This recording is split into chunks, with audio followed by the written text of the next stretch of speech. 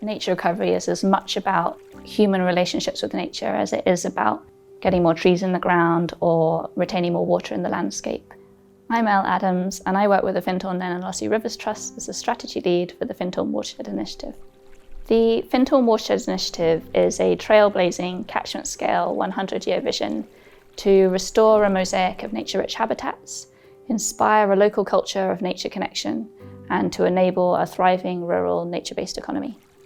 The first phase of the project is focused on the urgent need to restore a healthy and connected network of riparian woodland or riverwoods along the banks of the River Findhorn and its tributaries. The Findhorn Watershed Initiative contributes towards a number of the Scottish Government's just transition outcomes, as well as the drive towards net zero.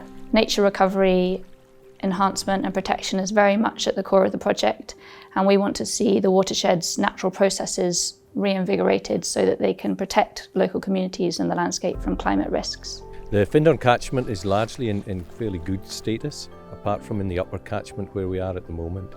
In the upper catchment over the last few centuries we've lost a lot of tree cover, so part of this project will look at trying to restore some of that tree cover and particularly concentrate in riparian areas, which will provide shade to the river and in turn produce a river that's more suitable for salmon and trout. We're also really keen to see the watershed fulfilling its carbon storing potential and contributing towards net zero in that way, from the peatlands in the mountains to the woodlands on our riverbanks, all the way to the salt marsh and seagrass of Findhorn Bay. The project has already created a number of green jobs and will continue to create more over its duration, alongside training opportunities, as well as supporting existing nature-based enterprises and new ones to spring up in the catchment area.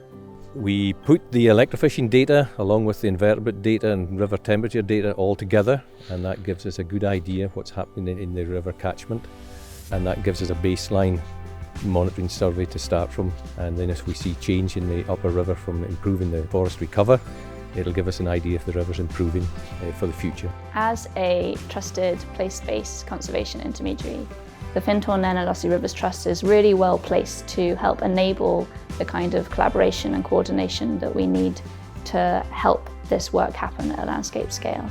The Trust holds a number of relationships with landowners, land managers, foresters, farmers, the local communities and local businesses and other river users. We're committed to helping all of these stakeholders work together in a coordinated effort to protect and restore the ecosystems of the places that we love and call home.